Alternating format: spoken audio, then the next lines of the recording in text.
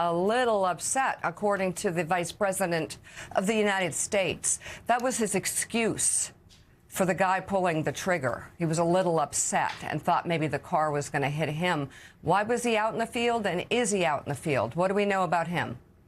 We're waiting to hear more about him, Mika. We did reach out with that specific incident. Still waiting to hear back on that. Every agency, we're told in the federal government, they have different standards, different rules as far as if their agent or officer engages in deadly fire, deadly force. So we know for Border Patrol, that's an immediate administrative leave for 3 days. Again, so we're still waiting to hear back on the federal officer who killed Renee Good, and we're hoping to get that today. Meanwhile, when it comes to immigration detention hearings in Minnesota federal courts, Lisa has been part of the MS Now team reviewing those cases. And of the 61 that came before judges last week, the Department of Justice and Immigration Enforcement lost all but one. So, Lisa, what are we talking about specifically here? What kind of cases are these? We're talking about what's called habeas cases, and technically, that means basically a petition to be released. We're talking about immigrants who were detained, almost all of them as part of Operation Metro Surge. And our colleague Fallon Gallagher and I had this idea.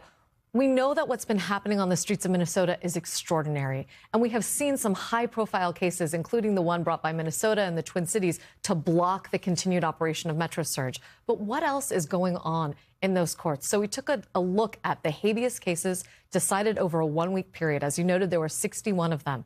In 60 of them, the immigrants won. And what they won was either their release in 40 of these cases, or they got an order from a judge saying, you have to have a bond hearing for these people. If you don't have a bond hearing, you must release them in X number of days in some of the cases. But 40 of the cases, 40 of these 61 cases, you have federal district judges in Minnesota saying this person must be released. Why? Because either there was no administrative or judicial warrant when you arrested them, you didn't give them the hearing to which they were entitled by due process. And in many of the cases that we saw, Willie, I think these are the most heartbreaking of all. People had reason to be in the country lawfully. We found one case of someone who is a DACA recipient. That's the Deferred Action for Childhood Arrivals, or the Dreamer cases. We had one DACA recipient. We had someone who had a determination that they were a victim of violence under the Violence Against Women Act and therefore had authorization to work and remain in the country lawfully. We also found instances where people were taken literally as they were going to pick up medication. There was one woman, a Kenyan woman, went to a CVS to pick up her seizure medication, taken right there. And in all of these cases, judges of both political stripes, of varied professional backgrounds, are saying this is enough, this may not happen. We were shocked at both the quantity and the results of this body of cases. And Lisa, it's so important to highlight these individual cases, these human stories, as you say, to put a real face on what is happening there.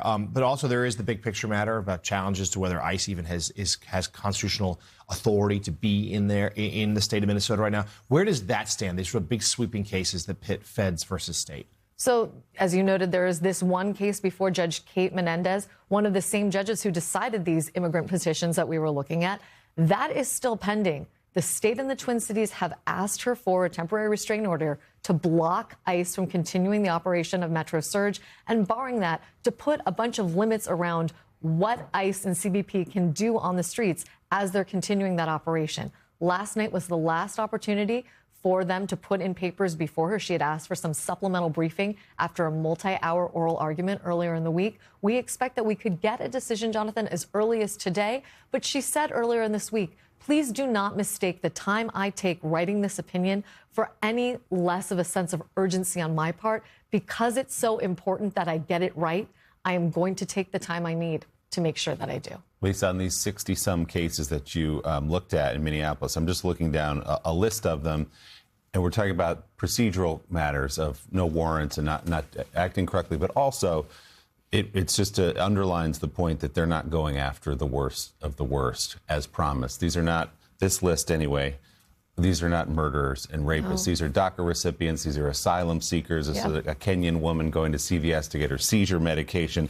The list goes on and on and on. This is not a list of the worst of the worst. Yeah, I was going to say, we found one case where the judge said no. And that was a case where the person had come here lawfully, they had refugee status, they had entered the United States legally, and then they committed real crimes. They had convictions for